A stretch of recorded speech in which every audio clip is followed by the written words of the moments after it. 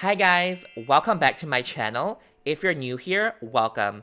I'm your host, Peter, and today I'm going to be picking up where I left things off from part 1 of my video series talking about all the things I want to see happen in Season 2 of Fate the WINX Saga. If you haven't watched the first part yet, I included a link to that video in this video's description box. So you can go ahead and pause this video if you want to, and open part 1 in another tab or window, and then you can watch that video first and come right back here. As a recap in part 1's discussion, I mostly talked about Flora, Tecna, Headmistress Dowling, Musa, Sam, and Aisha.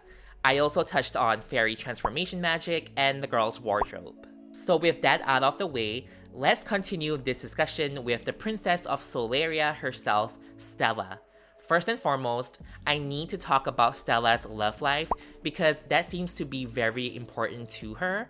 A lot of people have expressed wanting Stella to meet Brandon and to start dating him in Season 2, which sounds reasonable. I mean, they do make a really gorgeous couple in the cartoon series. Like, look at them. Gorgeous. Anyways, I would like it if Brandon were to show up in Season 2. A commenter on one of my previous Fate videos actually came up with an amazing theory on how the show can introduce Brandon in Season 2, and that is by Queen Luna appointing him as Stella's official bodyguard to not only protect her daughter from any harm, but to keep a close eye on Stella for Queen Luna to always know her whereabouts, since she did run away from her mom to return to Althea in Season 1. So I can picture this storyline being something like Stella disliking Brandon at first for always being up in her business, but as time goes on, she learns to trust him and eventually love him. However, if I'm being honest, I feel like Stella needs to stay single for a moment, and here's why. As we've seen previously, Stella tends to only rely on her boyfriend for emotional support, which was Sky's role previously, because her mom has been really tough on Stella ever since she blinded her ex-best friend Ricky, whom I will get to very soon. So I feel like Stella needs to take some time out to find herself and rebuild her self-esteem without having to jump over to the next guy so abruptly. It would also do her some good if she can learn how to also rely on her friends instead of putting all of that pressure onto one person. Luckily, it looks like Stella is getting there because it seems like she is now in a really good place with the girls, even Bloom by the end of Season 1. So I think she will be fine, although it largely depends on how Queen Luna is going to treat her going forward. With Ricky, I definitely want Stella to make amends for what she has done to her. I'm pretty sure after the accident, Queen Luna must have forced Ricky and her family to not say a word regarding the way Ricky was blinded by Stella. Queen Luna is a very influential and powerful woman in Solaria, so I wouldn't be surprised if she coerced Ricky and her family to basically shut up and not say a word. So Stella needs to find Ricky, wherever she is, apologize to her, and maybe try to find a way to cure her blindness. Some fairy dust, perhaps? I can see! I get the sense that Queen Luna is a very complex character because although she's presented to be the villain at the end of Season 1, I still think she's a good person with good intentions, especially when it comes to her daughter Stella. It's just that she made a lot of crappy decisions, but a lot of that stems from her believing she has no other choice. I want to see Queen Luna redeeming herself and working towards having a healthy relationship with her daughter. Like, every time I see them having any sort of interaction on screen, I just feel so uncomfortable. Basically, I want Luna to realize that Rosalind is up to no good, and hopefully she can do everything in her power to stop her. Side note, where is King Radius throughout all of this? Is he in retirement? Has he passed on? Like, where is he? With Rosalind, I really don't know who the heck she is. She acts as if she's against witches because she said that she rescued Bloom from the Blood Witches of Asterdale to prevent them from grooming her to become a weapon to be used against the Burnt Ones. But I don't know, she seems like a chronic liar and a good one at that. But if you ask me, I think it would make sense to make Rosalind a witch because the main antagonists of the earlier seasons of WINX Club were witches. Also, I really don't think she sent Bloom to the first world out of the kindness of her heart. There has to be some sort of ulterior motive, like her knowing that she was going to get caught by Farah and the others for tricking them into destroying Asterdel's inhabitants, thinking that only the burnt ones were the targets, and so right before that, she decided to send Bloom away because she wants Bloom's dragon flame all to herself, without Farah even knowing about it. Also, Rosalind has referenced this upcoming war that she needs the dragon flame for. War between who? The witches and the fairies?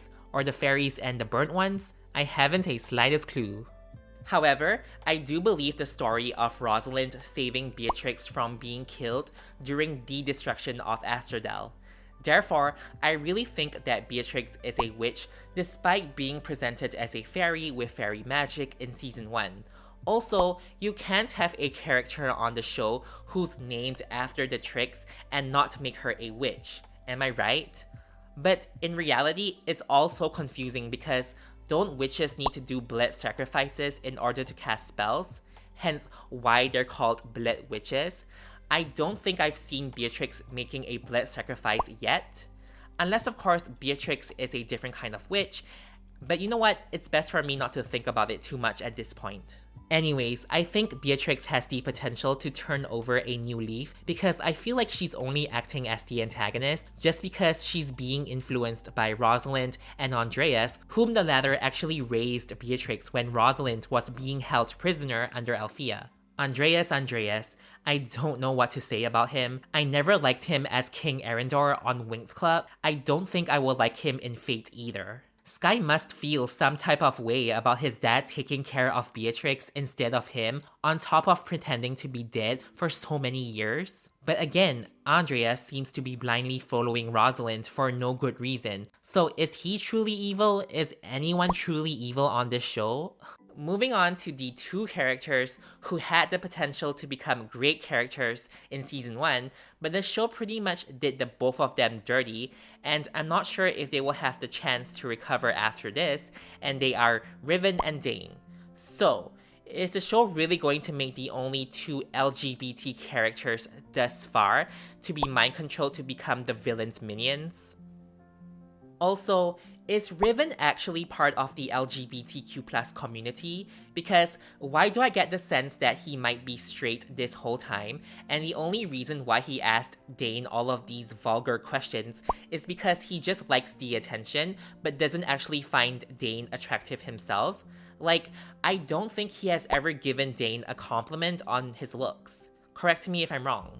It's pretty frustrating because I do ship Riven and Dane together, but it seems like the show wants to avoid this pairing from happening. The LGBT representation on this show is really poor. I really hope the both of them, or at least one of them, will snap out of their mind control because I don't want to watch them as the bad guys for too long. Plus, it would be so shameful if one of them dies by the end of Season 2, and it probably wouldn't even be their fault. I would be so pissed, let me tell you. Last but certainly not least is Bloom Peters, the queen of this entire franchise. To sum it all up, there are 3 things I want to see happen to Bloom in Season 2. The first is her gaining her full transformation form, and I've already talked about this in great detail in my Part 1 video. Secondly, I want to see Bloom having more one-on-one bonding moments with Stella because I'm still not convinced that these two are actually friends. They still haven't addressed most, if not all of the issues that came up between them in Season 1. Also, Stella definitely owes Bloom an apology or two for having dissed her multiple times and for giving her a lot of bad advice. And lastly, I think Season 2 is the perfect time to dive deep into Bloom's origins since we now know that the Burnt Ones were humans from an ancient war and they were transformed by the dragon flame which Bloom possesses. I'm 100% sure that Bloom is not from Asterdel. She might have lived there for a number of years, but I don't believe her family is from there. I strongly believe that she's from another kingdom, and the same goes for the recently transformed Burnt Ones. In fact, I think they're all from Bloom's original home kingdom, which I predict is a long-lost kingdom that no one has heard of, except for Rosalind maybe. Bloom also needs to be a long-lost princess on this show. I would be so utterly disappointed if they didn't make her one. Regarding Bloom's biological family, which includes King Oritel, Queen Marian, and Princess Daphne, I have a hunch that they won't make an official appearance in Season 2. For all we know, they might remove Daphne altogether and make Bloom an only child.